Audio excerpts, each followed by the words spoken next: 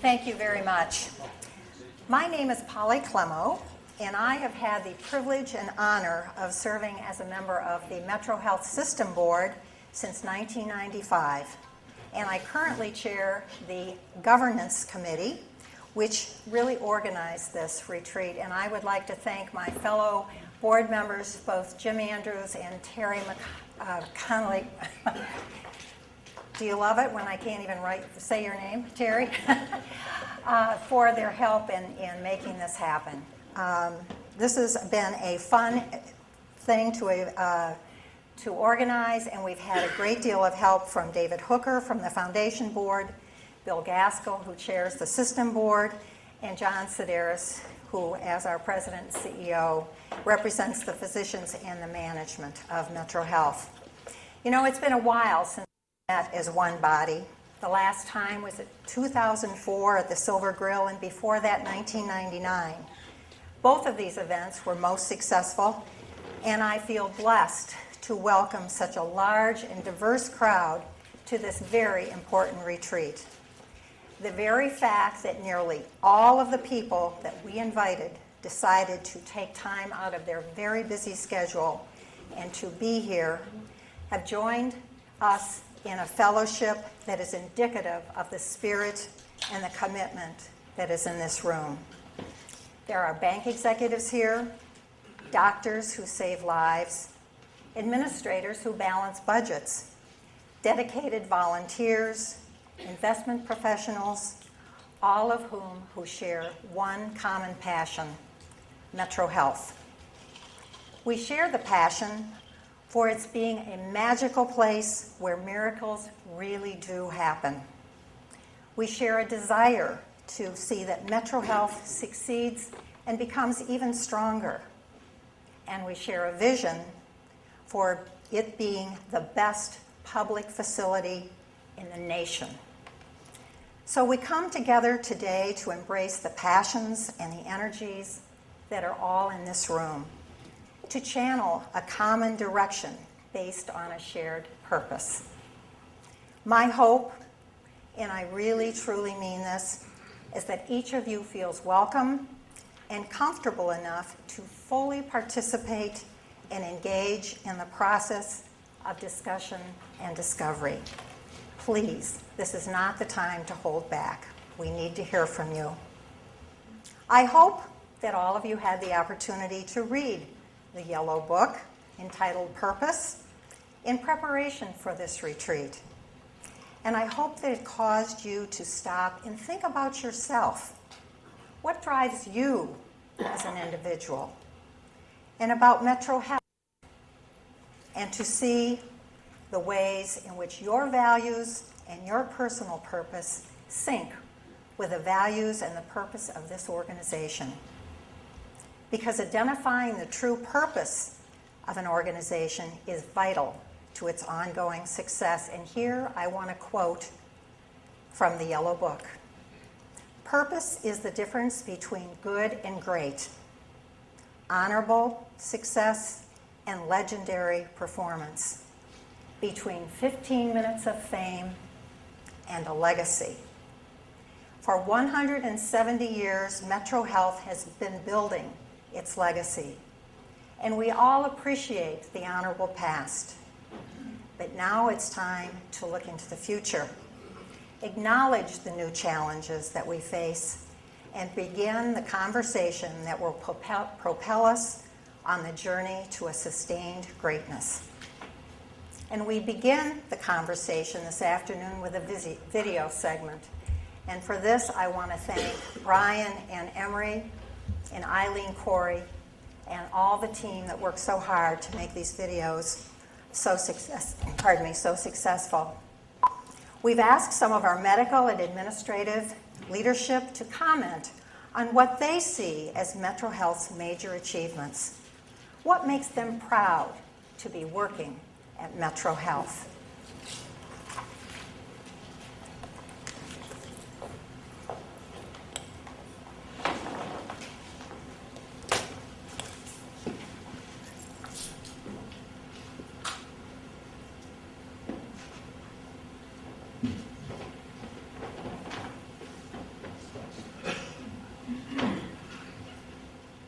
think that our commitment to the community is our greatest strength.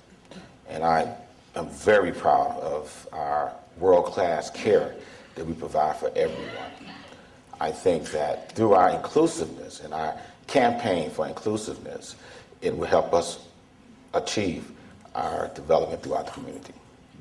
I think overwhelmingly the major accomplishments at Metro have been succeeding in providing care to the population in Cuyahoga County and creating care for the population that was not going to be cared for by the other systems. Despite a healthcare environment where other organizations may have chosen not to look into the areas we have not, may have chosen not to look at health disparities, may have chosen not to look at chronic diseases that are occurring in our community, Metro has continued to look at these things and propose solutions and actually come up with some solutions which I think are helpful. And the mission is historically what I've been proud of during the years that I've worked here. And I think it remains the piece of Metro that I am really most proud of. And I think the people are the other component. I think people are strongly committed to being here. They believe in the hospital. They believe in the mission. And they are a large reason for why I think people work here. I think the collaboration we have between the nurses and the docs is equal to none. I think that's really a model for a lot of hospitals because they just don't have it, and you don't appreciate that until you go outside the system. I'm also really proud of the chairs. We have very low chair turnover. I think people relate very well. I have the opportunity of working with some of the finest professionals in the country, leave alone Cleveland. And I think, there are nurses, it crosses all sort of dimensions. And I think that's what I enjoy. There is a genuineness about the concern in terms of how people go about their job, about their sense of responsibility, their sense of urgency. They never lose sight of the fact that they're delivering models to people that are dependent upon them. Well, I am most proud of the fact that we were able to achieve magnet designation for the organization.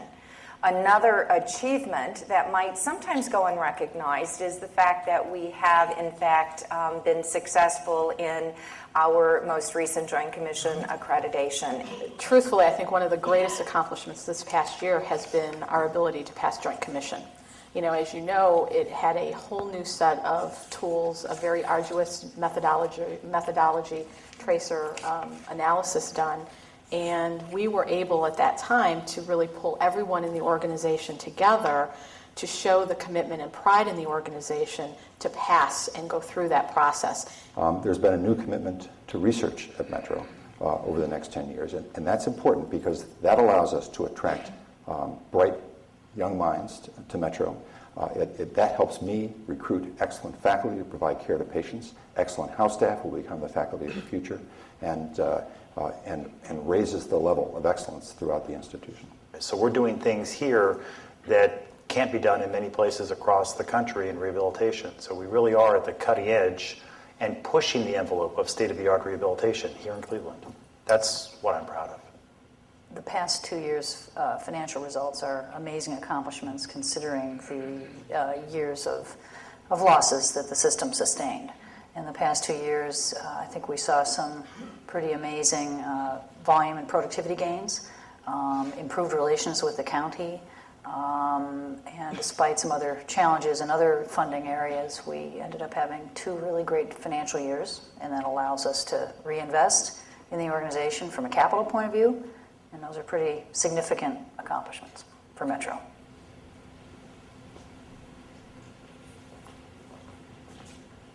We'll have more interviews as we go through the program today. But let me start by saying that today's objective really reflects what drew many of us to come to Metro Health. And today's objectives are inclusion. We wanted to bring our talents and contribute to the organization. Conversation. I've learned quickly this organization is expressive. And discovery. It is a learning organization. As we come to talk together today about purpose and ultimately understand better how that relates to our mission and vision, it may be good to stop and get a common understanding of what the current state looks like today.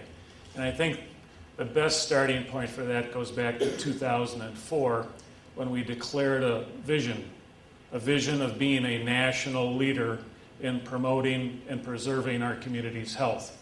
At that point, we saw there were 5 special, different, and vital areas where we needed to step up and meet the community's need. Trauma, stroke, rehabilitation, geriatrics, and community health. And if you'd allow me a few minutes to go through a bit of a Metrohealth Kodak moment, I'd like to recap for you what you've accomplished in the last 3 years. Trauma. Opening of the critical care pavilion. At that time, the finest, most technologically advanced surgical trauma center in the country. That $70 million investment has seen over 350,000 patients. 350,000 patients, remarkable. And in the last year, the organization, through a very deliberate process, has reinvested in the Lifelight program, which has been in existence for 22 years, by buying 3 new helicopters, which will be here in about a year and a half. Stroke. The second Joint Commission primary stroke center in the state. Rehabilitation. One of the 14 model centers in the country, recognized for all the work that it does on spinal cord and brain injury patients. Geriatrics. In 65 days, Metrohealth will unveil to the nation the first blueprint for how to take care of elderly people. In 65 days, we'll begin to open up the Metrohealth Senior Health Center in the old Brooklyn community. And we will also show Cleveland how to bring together economic development, community development, and medical development at one address.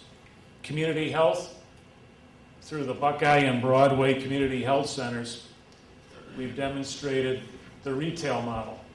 The retail model of providing care to patients in neighborhoods that they live, they shop, they work, and they go to church in.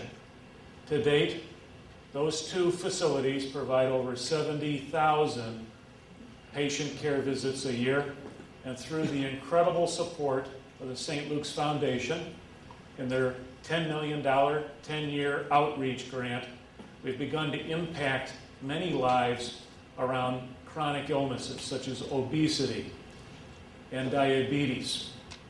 A great story. You should all be incredibly proud of those accomplishments and the pursuit of that vision.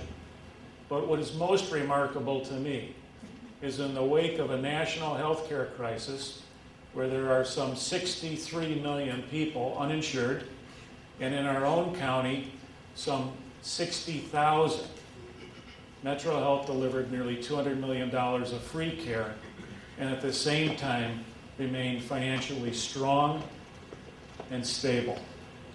This year, a quick footnote, we're on track to deliver $230 million of care. If you read Cranes this week, there's a great article, and the closing comment is, we don't believe that's sustainable, and that may be one of the outcomes of this strategic planning effort by the system board. Well, how do we do it? That's perhaps the most asked question that I receive, and to be honest, it's the most difficult. My quick answer is, that's what national leadership is about. It's about identifying the needs of the community, relentlessly focusing on them, and then completing what you've started. But the longer answer needs to be delved into today. The longer answer about how do we do it is through heroic commitment. Heroic commitment by the physicians that are here today and the nurses that work at the medical center. It's through shared governance, a unique shared governance model that goes to what is our competitive advantage. With the benefit of an employed staff model on the physician side, the organization not only gets the benefit of their clinical expertise practiced exclusively at Metrohealth, but we can also tap into their administrative talents. A dedicated workforce. The nurses are the best example. When they achieved Magnet, the Magnet Status Award, the highest award in the country, they were the second public hospital to receive it. There are only 3% of organizations in the entire country that receive that designation. We have a 3-year agreement with our partners in labor, AFSCME, and Metrohealth is annually recognized as one of the best places to work in Cuyahoga County. And finally, we do it as a learning organization. And I'd like to recognize our 2 colleagues from General Electric here, Michael Charist and Karen Krula, if you just raise your hand. I have total trust in their talents and what they're doing with our organization. We have engaged GE on 2 key initiatives: performance management, which will ensure we're able to execute the same results that we had in 2006, year after year after year, and a second engagement around talent development, which will ensure we're able to recruit and develop all the talent we need to go forward. And finally, leadership. And I'd ask you just for a minute to glance around your tables. The second most often asked question I receive is, who are the leaders of Metrohealth? And today, just as we've done twice before, we've assembled the entire leadership team of Metrohealth. The system board, the foundation board, the chairman, the MMC, and the vice presidents. So as you look right and to the left, you will see all the leaders of Metrohealth. And perhaps understanding our different roles that we play around this shared purpose is a very important step in beginning to align our vision for the future. It is because of that that I've asked each of the chair people of the different stakeholder groups here to make a few remarks. I've asked Bill Gaskill, Paul Clark, Ben Brohard, and Holly Percy. And with that, Bill, I'd ask you to take the podium.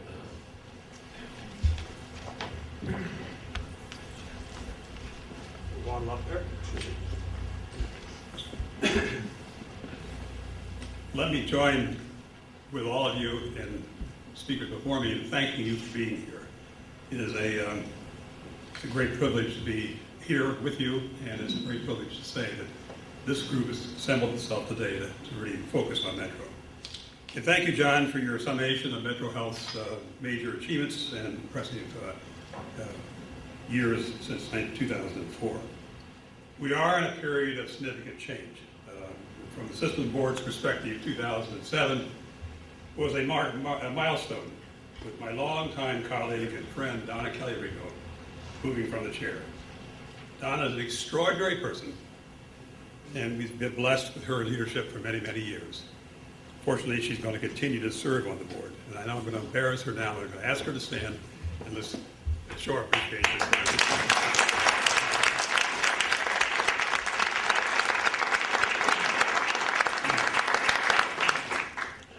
Frankly, it takes tremendous dedication to be on the system board, and I commend and am grateful for my colleagues. We meet more frequently, almost too often, as a board, and by law we are involved in a lot more activities of the hospital itself than perhaps many other hospital boards. Like all of you in this room, however, we serve because we feel we're making a contribution to the community, and we understand the importance of Metrohealth. At the end of the day, the system board has a couple of key responsibilities. Each year it adopts capital and operating budgets. It enters into a contract with its CEO for another year. And at the end of the day, we are responsible for selecting the purpose and the vision and the mission for the institution. We are here today to begin a process of determining our mission and purpose for the years ahead. And I want to stress begin, because we're just beginning this task. We're not by any means going to complete it today. So it's a lot of work yet to be done. And I want the process to be inclusive. It has to be inclusive. And we want to hear your views. We understand there will be differences, and we welcome those differences. We depend on our outstanding medical staff, our management team, and the foundation to provide the system board with its wisdom and leadership. I want to say again, though, that this process has to be grounded in what I will characterize as hard and cold reality. The purpose must be sustainable, and that's an important feature of what we have to think about. John mentioned, and we discussed at the Finance Committee the other day, the fact that we are coming up with about $230 million of charity care. Whether or not this institution can continue to grow that each year at the rate we're growing is an open and hard question we have to face, and we're going to have to deal with it. And finally, I want to say that we need to, not finally, don't want to add to this, we need to have a real hard assessment of our human resources capacity, the skill sets, the leadership, and the commitment in order to carry out our mission and our purpose. And we have to understand what our competition is doing. And the competition in this metropolitan area is phenomenal. You just have to read this morning's paper just to get a feel for what's going on in the competition that we face. And among other things, we're here at Case Western Reserve University's facilities. We continue to need to assess that relationship and understand how we can strengthen it and how important it is to us. In this process, we've asked Booz Allen to facilitate this process. And we believe that their assistance is going to be critical to giving us the kind of analysis and kind of hard-nosed reality tests that we need to have in this process. We believe this is an extremely important investment in terms of the future. And we're proud that we've made that decision. I think we're going to be served well by that organization. But having said all that, I want to say that we begin this process with a position of absolute strength. And that strength is you, people who are in this room today. And again, I thank you for being here. And with that, I turn over to my friend, Mr. Clark, Chair of the Foundation Board, which is the foundation being so essential to the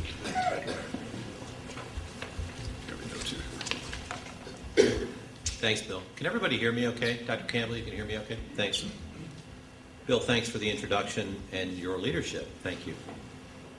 I want to start with an expression of thanks on behalf of all of my foundation colleagues for being included here today. It's a very important day, and we are privileged to be partners with the doctors and the nurses and the whole team at the Metro Health System to be a part of this day and strengthen the agenda and tighten the focus as the philanthropic arm of the organization. In support of Metro Health's mission, our purpose needs to be authentically the same. We're looking forward to building upon a lot of momentum. Last year, Metro Health achieved a record level of philanthropic support, nearly $7 million. And already this year, we've reached the $5 million mark, which leads me to believe that we're right on track. And it's a good thing that we're on track because we've got some very ambitious projects ahead.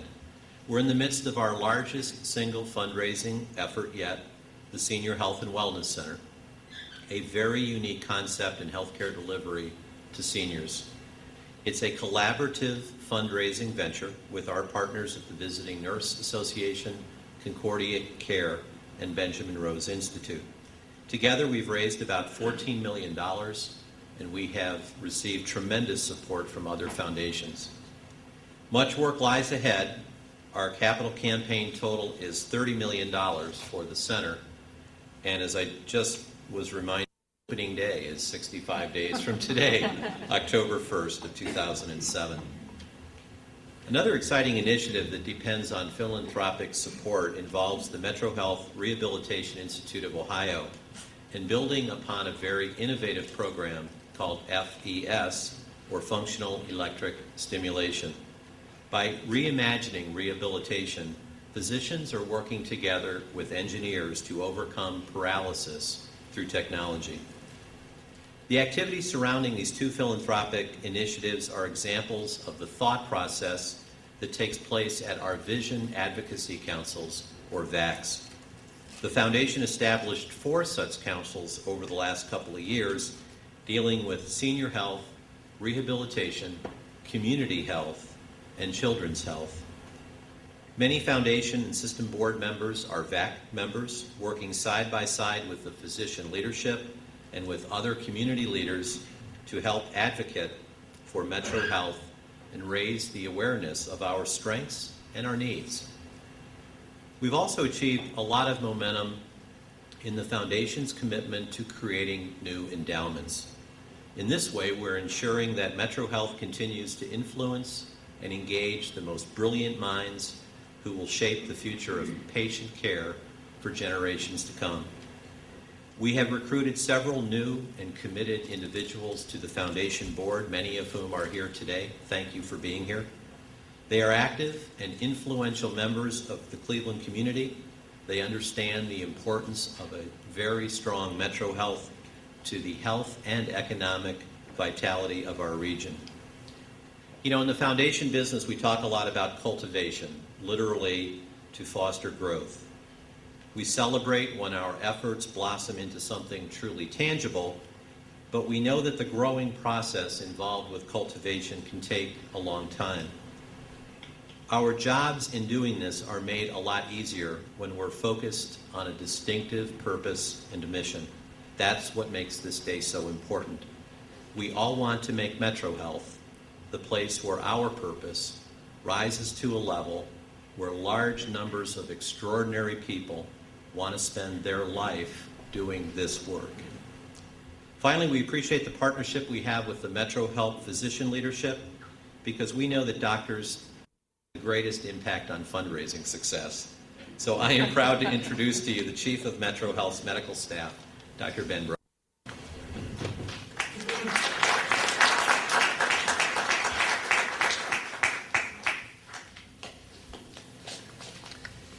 Thank you, Paul.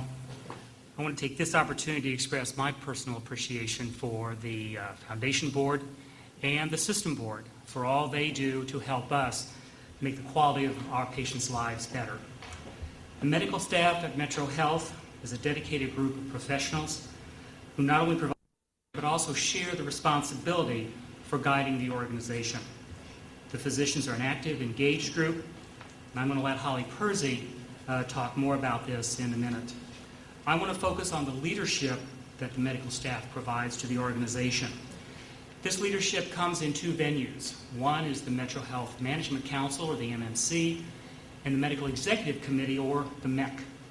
The MMC, or the Metro Health Management Council, is the Senate or the governing body for the organization. It is composed of several physician members as well as administration members. Those physician members include the Chair of Medicine, Chair of Surgery, the Director for the Centers for Community Health, 3 appointed members by the Chair, and 4 elected members by the faculty at large. It also includes the CEO, the CFO, and the Vice Presidents of Nursing, Communications, and Medical Operations, and I chair the MMC. Together, this group reviews and approves the yearly operating and capital budgets before they go to the board. Each month we review the financials for the system and all capital expenditures that direct the allocation of resources.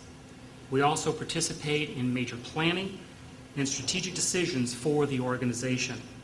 2 recent examples of such decision-making include the reinvestment in our Lifeline program and the research enterprise. When it was time to replace our aging helicopter fleet, the MMC embarked on a 6-month in-depth analysis of our trauma and life flight programs. We looked at the book of business, competitive intelligence, and the financials resulted in a $20 million purchase recommendation to the board. We also reviewed the current strategic plan for the research enterprise at Metro Health. John Sedor, the Vice President of Research, presented a proposal to fund and strengthen the research mission of Metro. In such deliberations as these, the MMC must weigh the strategic plan requirements against the operation and capital needs for the system. In the last 5 years, the MMC has approved over $200 million for capital, business development, and strategic plans. The Medical Executive Committee is the other major decision-making body for the organization. This group is comprised of the chairs of the 16 departments and the 2 center directors, the Center for Cancer Care and the Centers for Community Health. I chair the MEC. The MEC has responsibility for managing the practice of the physicians and, in concert with nursing, the delivery of health care to our patients. This group, at its monthly meetings, reviews and approves the credentials of new faculty so that they can be appointed to the staff by the board. The MEC reviews the renewal of these credentials every 2 years. They receive and act on reports of the committees of the medical staff. This has been an important year for both of these groups, not only receiving and providing feedback to me as I have been on the search committee for the dean of the medical school, and also in negotiating the affiliation agreement with our partners at CASE. I am grateful and pleased to work along side by side with the 500 physicians who choose to practice medicine at Metrohealth. They are gifted, dedicated, and well represented by our next speaker, Holly Persey, the President of Medical Staff. Holly.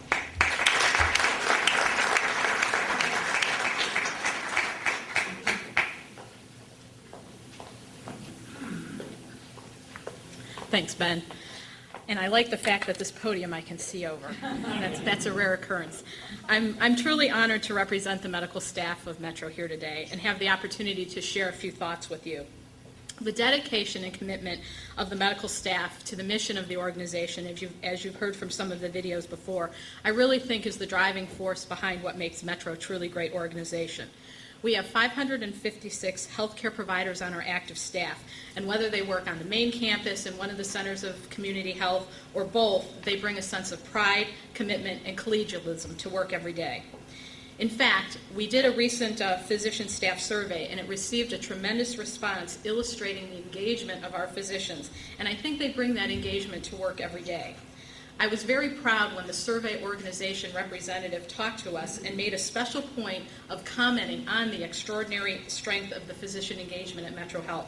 She said it was most unusual among academic medical centers nationwide, and they actually poll several hundred hospitals. She also said that during the pre-survey group, focus groups, the strength and commitment to the mission of the organization set forth by the physicians was vividly apparent. I believe most physicians will tell you that they work here because of that mission and that they see this as a special fit as to what drives them personally, professionally, as well as what drives the organization. Because of this strong sense of engagement, our physicians do truly desire to be actively involved in the decision-making and organizational processes, not just bystanders. For example, as Ben alluded to, this past year, we expanded our MMC to have 4 elected representatives, 2 elected from the medical staff at large, and then myself as the president and Jeff Alexander as the secretary-treasurer. Furthermore, I think this past year we've continued to broaden the physician involvement in dozens of committees that directly impact patient care and hospital operations, including committees such things as patient safety, quality, revenue enhancement, education, and credentialing, things that are really core to a physician's essence. Therefore, there are numerous opportunities for our faculty to participate and become active organizational participants. As you can imagine, this has been an enlightening year for myself in this newly defined role as medical staff president. It's been vastly important to have transparent communication, so we started a physician portal on our intranet. And what this is it's a place, it's a central repository for information to be posted. Physicians can look at committee minutes, they're able to post announcements, and also look at educational opportunities across departments. In fact, they can even post questions to one another or ask me questions as well to try to enhance somewhat of a dialogue. Furthermore, we've tried to provide more opportunities for physicians to come together. I've started more informal brown bag lunches for physicians to kind of just get together to talk, as well as to try to adapt a variable schedule for their faculty meetings. As you can imagine, there's never a perfect time for everyone to get together, so I also have tried to personally visit every department, meet with individual staff, educate them on the happenings at Metrohealth, and encourage them to be active in organizational pursuits and objectives. during some of my recent management classes, I heard the expression, leading physicians is a lot like herding cats. Well, since I'm a dog person, I didn't quite understand that. But I can say that the work's exhausting, there's competing priorities, and often the work is never done. But what I can say is truly inspiring to me, and I can say as well for my fellow colleague leaders here, that we're grateful to work at Metrohealth to make a difference.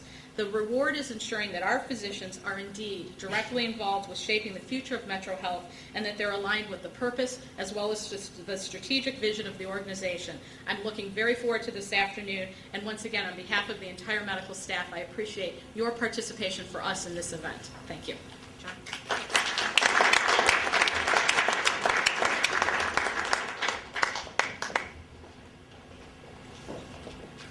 Does everyone know Brian? He's my bodyguard. Holly, I've never heard physicians referred to as cats, but I have heard administrators referred to as a lot of animal names. Well, thank you for those descriptions of the roles and recent activities of all of the stakeholder groups. But Holly, Ben, Bill, and Paul, thanks most of all for your leadership and all the extra time you put in at Metrohealth. In a few moments, we'll be turning our attention to the Yellow Book, which was authored by Nikos Mourkogiannis. He prefers to be called just Nikos because Americans have a very difficult time pronouncing his last name. He is nationally renowned for his consulting work. I know all of you have enjoyed the reading. And he's worked with some of the most influential business leaders. He's a senior partner at Panthea, a leadership consulting firm, which is a partner organization with Booz Allen. We're very fortunate to have him here today. But first, however, I'd like to turn our attention to the screen, and once more we'll hear some of the many voices that make up Metrohealth. And they'll entertain questions about why do they work at Metrohealth, what drives them. Let's take a listen.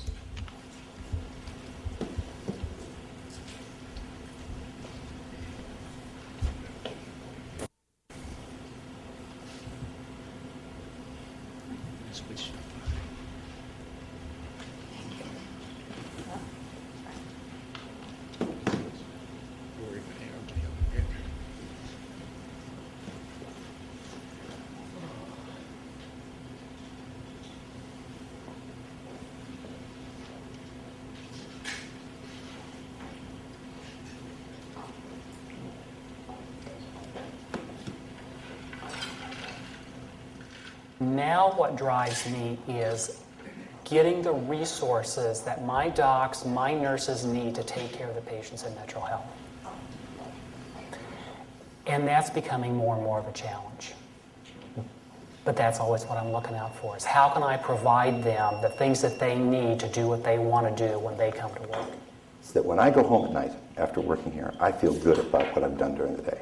It's more than just accomplishing that I've accomplished something, but I've been part of providing a level of care to a broad range of patients. And I feel good about that. You know, it feels good to work here. It feels like you're part of an organization that really is truly committed to others and committed to the community, and not so much committed to self and self-aggrandizement. When I was in college, I would come down Scranton and see the towers and get this rush of, oh, I can't wait to be at Metro. And now, actually, I pull down Scranton and I get that same rush, but it's a rush of pride. And it's pride in this organization. The colleagues that I work with far surpass in clinical excellence, but most importantly, they're nice people. They're people that you can talk to, be around, and the collegialism here, I think, is second to none.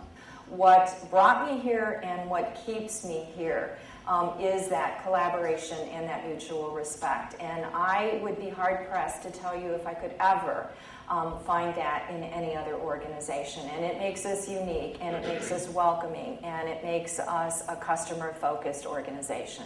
The altruism is being part of an organization that is an altruistic organization that's committed to serving the people we talked about, to serving those who may have no one else in the community who wants to help them or serve them. As a member of that organization, I'd like to think that I am altruistic in that.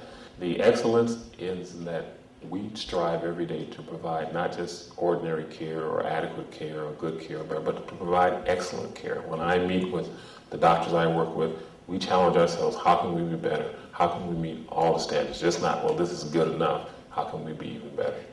I'm probably geared more towards the excellence category because I tend to like to fix things if they're broken. I like to improve issues and try to make things work better, make processes work better, make the numbers work better. I think my own personal mission is mostly about the altruistic element of taking care of people who otherwise wouldn't be taken care of. But there's a huge element, particularly in the care system delivery in geriatrics, that I feel what's really important is discovery, building new care systems. I think obviously excellence is an essential requirement of any healthcare delivery system. Of those categories, the category of excellence is one that I think is a given. I mean, it's for healthcare organizations, you have to provide excellence in patient care. So to me, that's not as much a distinguishing characteristic as it is common to most healthcare organizations, and I think we certainly qualify for that. But it's not a differentiating characteristic. If I try to identify what differentiates us from other healthcare organizations, I think it's the altruism and the heroism. And from a rehabilitation standpoint, part of the altruism is providing care for people who can't get anyplace else. Other healthcare organizations can't or won't provide the care that we can provide at mental health in general and for rehabilitation in particular. But we're also doing heroic things because we're helping people to accomplish things that they couldn't do otherwise. There is the hero part in me that loves to come to work, to be able to take care of patients, help make them better. I think that is still the kid in me. And I think maybe that's why I enjoy coming to work. Ladies and gentlemen, please welcome Nikos.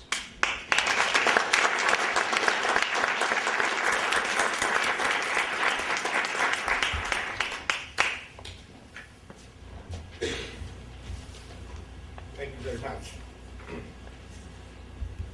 I don't think that I have ever been in an audience that has read the book so deeply as to terrify me.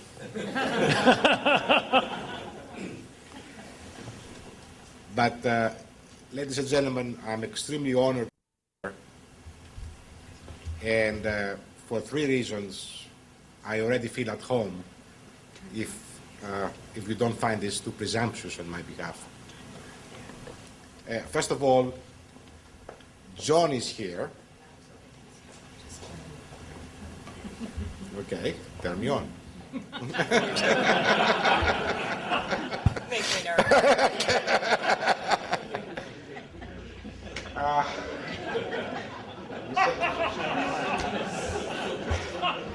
First of all, John is here, and so that to make the hospital a little bit address its cost issues as well.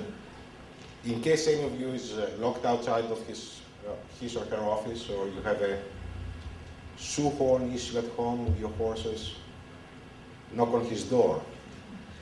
His name, Sideras, means that he's a qualified blacksmith. The second reason I feel at home, and I will try to be brief on this because quite frankly when I saw it I became quite emotional, is somebody, and life works in very strange ways, put that flag there. And I'm sorry, I cannot help it. Despite all instructions to the contrary, I will divert to my theme to share a joke of life, because I think that's the best way of getting to know each other. I think it's July 25th today. Is it? 26th. Well, July 25th, 1974, I was 22 years old, and I was watching on television some tragic events. In Greece, we had lost a war in Cyprus. The military regime was collapsing. That was a good thing. And a national hero, former Prime Minister and later President Karamanlis, was returning and putting all national government together as a temporary parliament. And I was watching the developments, July 25th, 1974, together with my mentor, Professor Sassinopoulos, whom I mentioned in the book, his wife and daughter.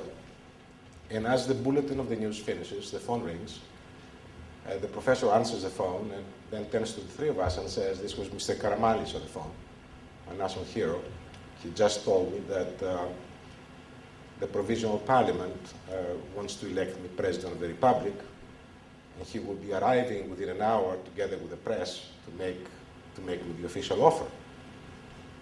Of course, we're all very moved.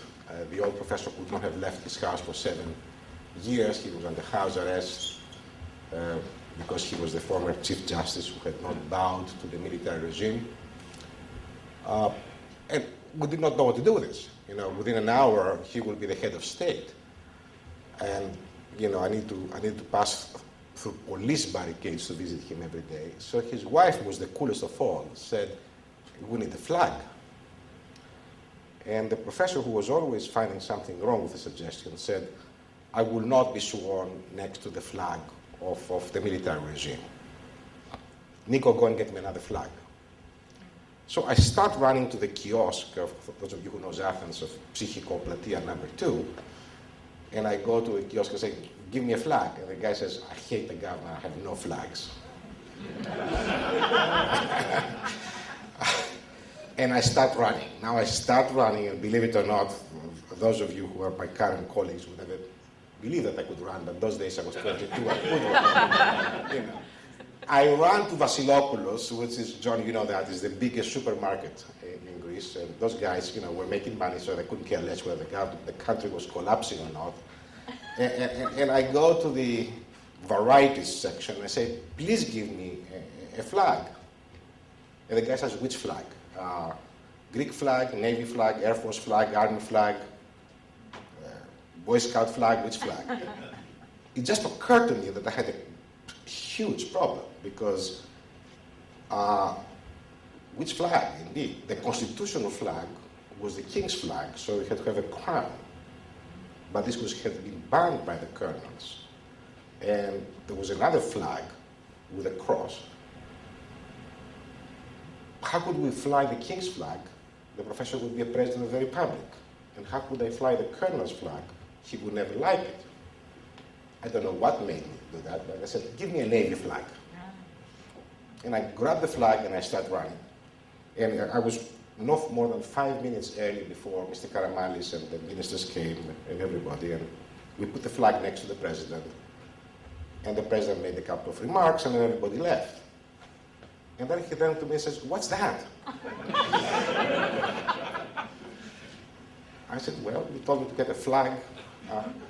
I explained to him the logic. He said, that's fine. And then he said something very important. He said, but Nico, now we are the leadership. We cannot just do things. We have to explain to people why.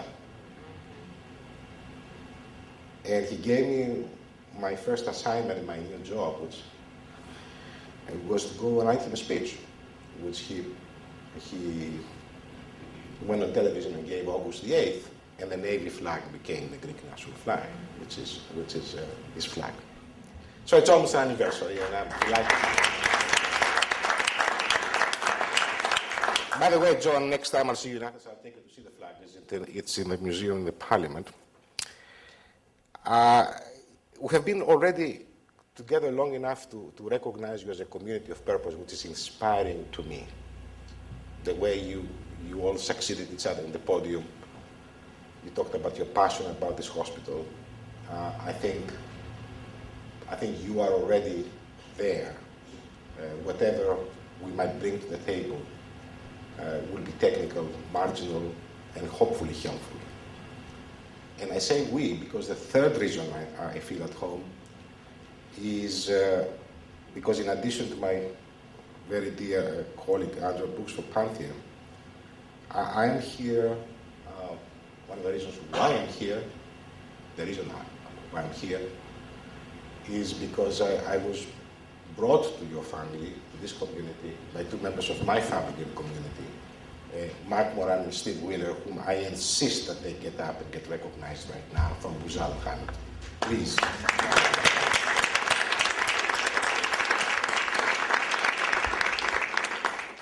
And here's why I insisted that they be recognized, not because I'm trying to be nice. They will be the first to tell you I'm not always nice.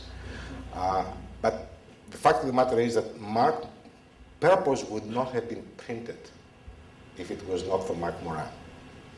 he allocated the first Buzalan stipend for the book to be printed. And definitely Purpose would not have gone anywhere in the world, much more read by more than probably 50 people, if it was not for Steve Wheeler. Both of them proud sons of Cleveland. Steve is also a member of the board of Buzalan, of the worldwide board of Buzalan, chairman of Panthea. The company has been built on the foundation of this book, and they have contributed enormously to my ability to get on with working with people like you, which, quite frankly, makes my life. Having said all those things, let us try to be marginally contributory to your discussions and possibly issues. I cannot do much more in this life these days without technology, so if you guys can give me that instrument.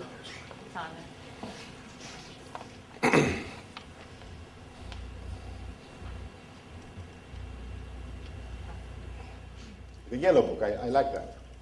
We have to find a name for the one that is coming up now.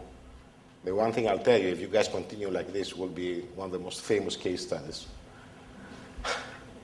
We're going to cover 5 topics, and we're going to cover them slowly, deliberately, and in as Socratic a way as possible. I have been told not to cold call on people. Never in my life have I done what I have been told not to do. The only way I will be more polite today is by giving the option to the person I cold call somebody else. Okay, so nobody feels embarrassed. But I want to be challenged. I want to be questioned. Please do that. And I'm interruptible at all points, let alone at the end of the presentation, where we're going to have a very vivid discussion with volunteers or not volunteers. Okay? I'm not doing much more than summarizing what you were so kindly read and absorbed and obviously are always living. So let us make this into a dialogue, please. We'll talk about why purpose matters, what purpose is and what purpose is not. We'll summarize again the 4 kinds of purposes, and then we'll try to relate purpose to the leadership agenda in general and the telltale signs that a company, an institution, an agency, or indeed a country needs to revisit its purpose.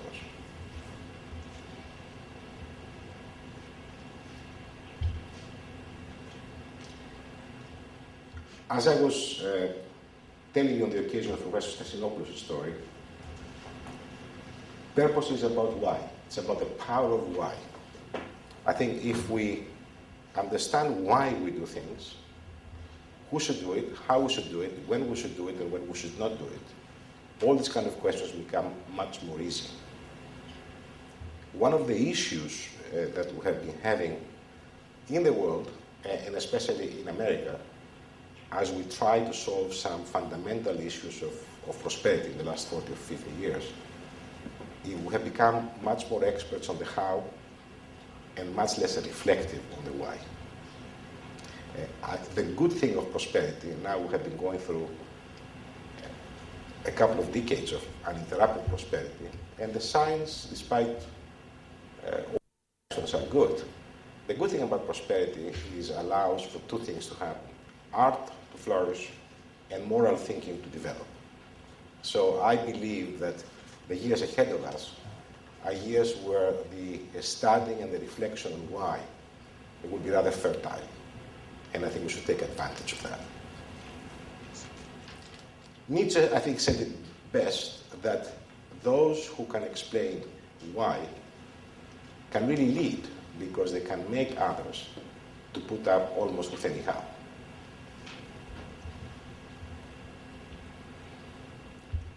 Purpose is indeed the moral DNA. Purpose is what makes us to get up in the morning and go to work. Purpose is what makes the nurse to give that extra care, the doctor to go the extra mile, the administrator to find the ingenious solution that creates a productivity and cohesion that rationality in by itself, especially financial rewards, cannot explain. There's a difference between mission and purpose. Mission is something specific. It's something that you can put on a chart. Mission is not something that gets you up in the morning to go to work, to do things beyond supporting your family. There is a lot of value in corporate responsibility, in doing well. But purpose is different. Purpose is more about doing well while you're doing good. Not doing what Bill Gates does in the morning at Microsoft and doing philanthropy in the evening. You can call this social responsibility, you can call this philanthropy. But this is not what we're talking about here. When we talk about purpose, we talk about doing good while you're doing well by the same actions. Purpose is also a means of balancing stakeholders. Not many institutions have as many stakeholders as a hospital. As we used to say at the business school, a hospital is at the same time in 3 different businesses at least. You are in the medical business, you are in the welfare business, and you are in the hospitality business, at least. And other hospitals are also in the research business, so on and so forth. And yours, I'm sure, in some areas. So, purpose, especially for hospitals, is important because there are several stakeholders. But if we think about it in all agencies, and of course in all companies, there are more than 1 or 2 stakeholders. Purpose is not a tool for profit maximization. If you don't walk the talk, you better not have a purpose. If you are Enron and you are claiming to rediscover the industry of energy, to reinvent it, while at the end of the day you are reinventing criminality, you are destroying value 3 ways. It's all right if companies and institutions don't have a purpose. Purpose is not for everybody. What is not all right and what destroys a lot of value is if somebody pretends to have a purpose and all that is hiding behind that is a profit maximization motive.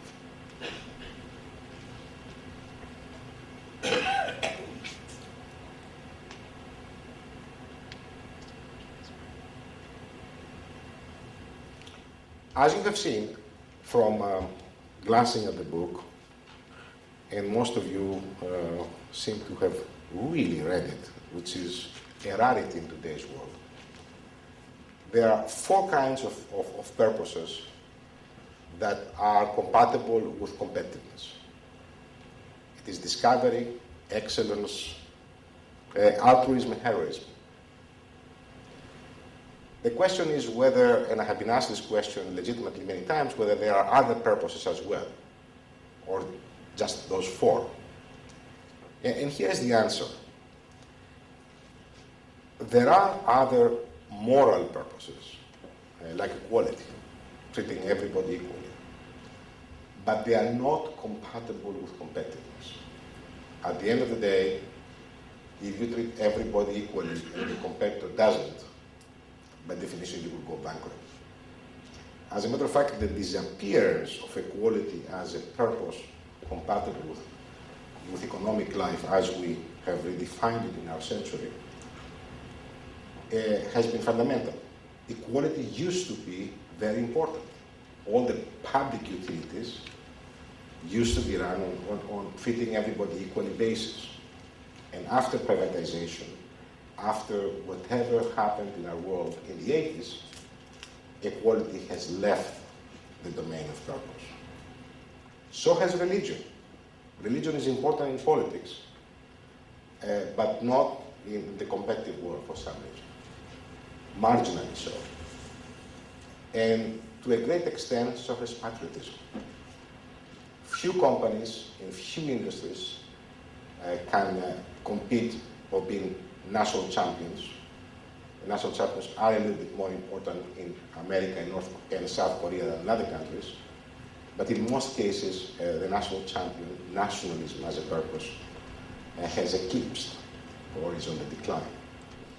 So in conclusion, I think that overall, because purpose lives on the intersection between what is moral and what is competitive, in conclusion, only 4 purposes are available as ideal types of being able to provide a very powerful explanation of why we're doing things. Here we have some examples of various companies who have become business institutions by adopting, defining, refining, and implementing one of those 4 purposes. Sony is a great example of discovery. And the founder of Sony, Mr. Ibuka, said it very well. Sony stands for the joy of the new, or in colloquial American English, new or through. Okay. Excellence is about standards, is about being outstanding. Warren Buffett does not care about imitating anybody, is not really altruistic. Even when he did his philanthropy, he did not do a Warren Buffett philanthropy. He said, who are the best philanthropists? I'll give them my money. Very consistent.